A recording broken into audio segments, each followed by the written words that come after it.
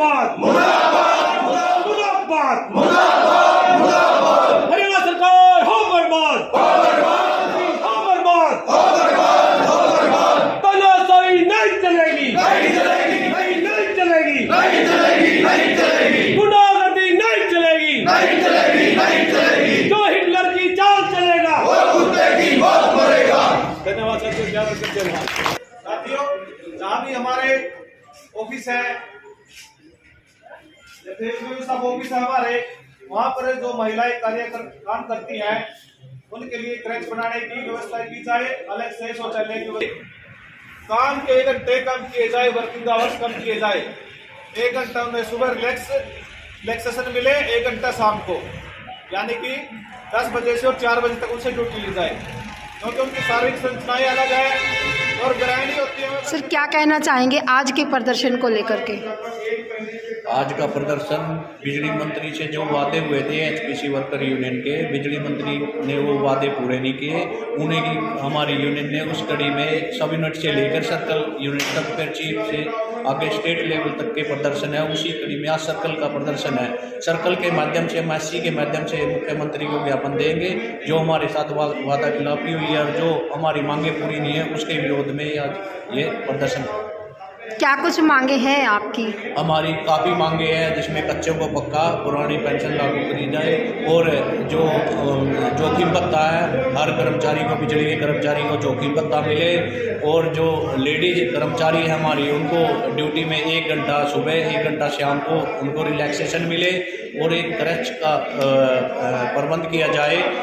जैसे उसमें जैसे कई लेडीज जो मेन पोस्टों में बैठी होती है, किसी के बच्चे को घर रखने की दिक्कत होती है, तो इसलिए उसके लिए भी विशेष रूप से प्रबंध किया जाए।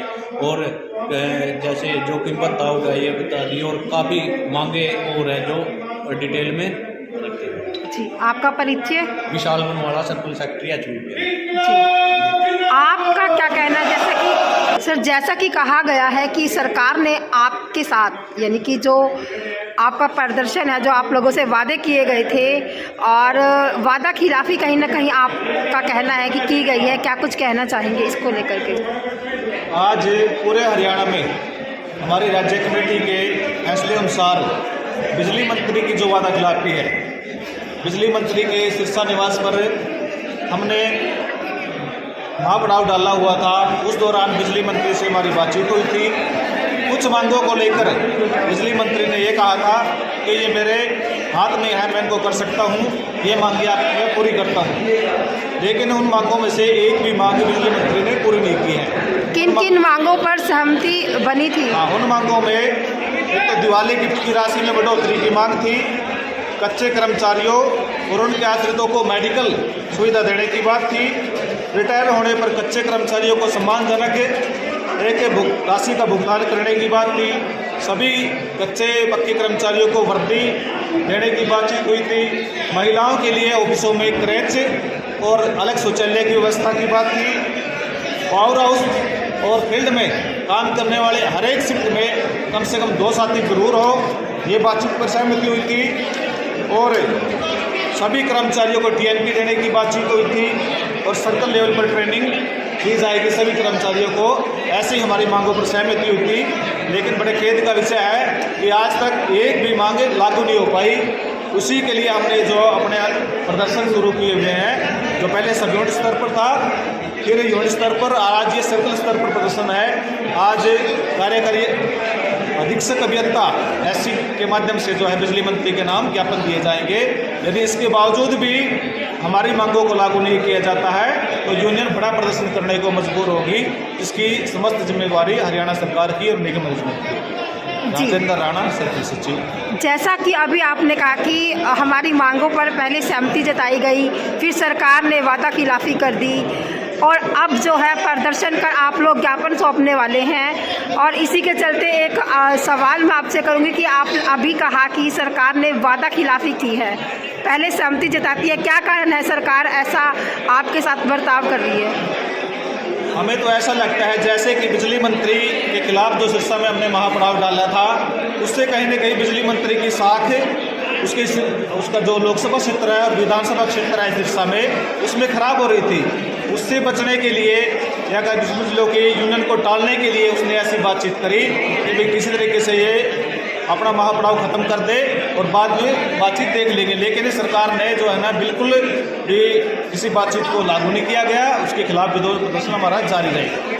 सर बात करें, इन्हें तो आप सभी जानते हैं, सर्व कर्मचारी संघ हरियाणा के प्रधान सुशील गुर्जर जी, और सर क्या कहना चाहेंगे? समर्थन में आए हैं, लगातार आपको देखा जाता है अच्छा कार्य कर रहे हैं, और आज जो प्रदर्शन चल रहा है उसको लेकर क्या कहेंगे? सरकार लगातार इनसे वादे करती है, फिर वादा खिलाफी इनके साथ करती है, क्या लगता है? देखिए कुसुम जी, मतलब जो आज आप प्रदर्शन देख रहे हो ये हाल Haryana Power Corporation Worker Union का, यानी कि जो बिजली की हमारी जो यूनियन है, जो संगठन है, तो काफ़ी लंबे संघर्ष से और बड़े लंबे समय से मजबूत संगठनों के नाम से जानी जाती है।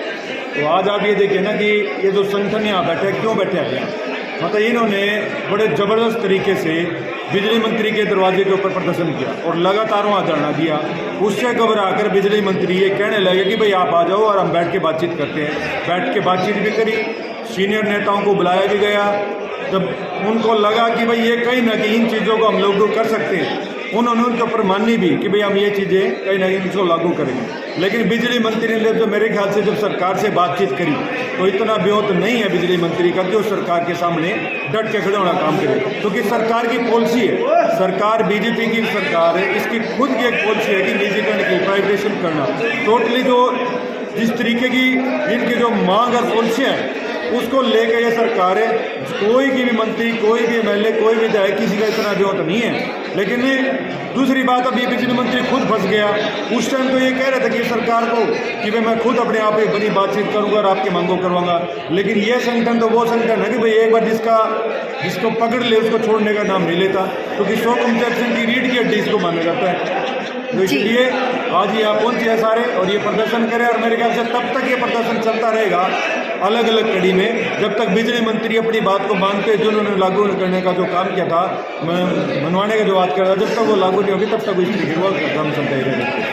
जी, तो सर पहले भी प्रदर्शन रहा, पहले अपने कर्मचारी के लिए आपने प्रदर्शन किया, उसके बाद अब ये प्रदर्शन है। लगातार प्रदर्शन देखने को मिलते हैं बिजली विभाग के कर्मचारियों के। लेकिन 2024 के चुनाव को लेकर अगर आपकी मांगें नहीं मानी जाती तो क्या आगे की रणनीति आप लोगों की रहने वाली है? देखिए, अगर ये सरकार कर्मचारियों की मांगों को पूरा नहीं करती है तो ये तो जाहिर सी बात है, जो भी कर्मचारियों की मांगों को पूरा करेगा, चाहे इसमें पुरानी पेंशन बहाली की बात है, कच्चे कर्मचारियों को पक्का करने की बात है, पुरानी पेंशन योजना लागू करने और नई पेंशन योजना बंद करने की बात है, और जितनी भी मांगे हैं उन सब को अगर सरकार नहीं मांगेगी तो जाहिर सी बात है कर्मचारी तो वोट उसी को देगा जो उनकी बातों को अपने मैनिफेस्टो में शामिल करेगा, अपने घोषणा पत्र में शामिल करेगा और लागू करने का पूरा आश्वासन देगा।